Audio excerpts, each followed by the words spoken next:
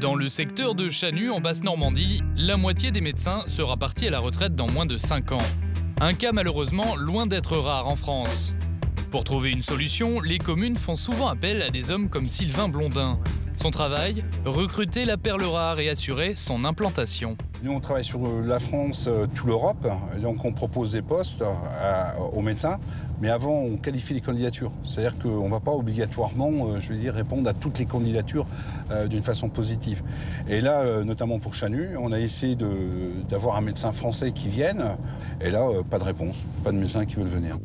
Qu'à cela ne tienne, Sylvain Blondin a été chercher le futur médecin de Chanu en Roumanie.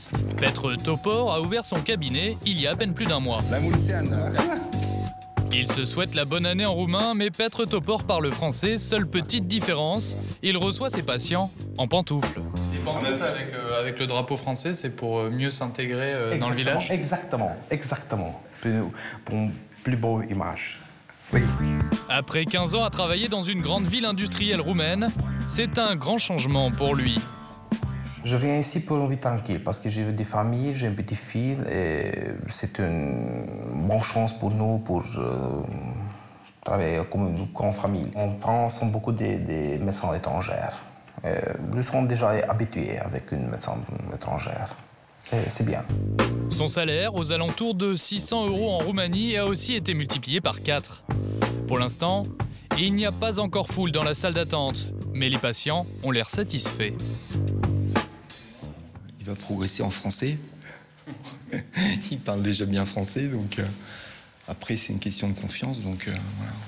Donc la confiance, vous l'avez, et on préférait avoir un médecin d'origine roumaine plutôt que de pas de médecin du tout. Je pense, oui, sans problème, bien sûr. Les diplômes des médecins issus de l'Union européenne sont reconnus en France et les recruteurs sont censés vérifier leur niveau avant installation. Pour le maire de Chanu, la venue de Petr Topor est une aubaine.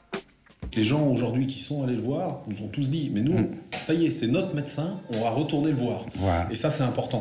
Il aura fallu près d'1 an pour remplacer le médecin parti à la retraite. Et pour cela, la commune a dû mettre en avant ses atouts. C'était à nous de le séduire, de lui montrer que la commune était capable de l'accueillir, oui, mais que sa famille aussi pourrait venir, que ses enfants pourraient aller à l'école ici, que son épouse pourrait avoir des activités sur le secteur, que Chanu, ce n'était pas perdu, et qu'à Chanu, il y avait des activités, il y avait une qualité de vie qui était là. Bien accompagné, l'implantation semble bien se passer.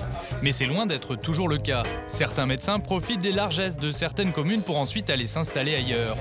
Pour remédier à ça, la France a décidé de diplômer 300 médecins de plus par an. C'est une goutte d'eau dans l'océan, hein, numerus clausus, 300 personnes. Il faut savoir que 60% des étudiants qui rentrent en médecine ne vont pas jusqu'au bout. Donc sur 300, vous faites 60%, il restera 180. Et sur les 180, moins de 10% vont être médecins généralistes. Donc on va avoir une quinzaine de médecins pour 100 départements. Non, c'est pas assez. 2000 médecins roumains choisissent chaque année d'aller pratiquer à l'étranger. Résultat, la Roumanie devient à son tour un désert médical et commence elle aussi à manquer de médecins.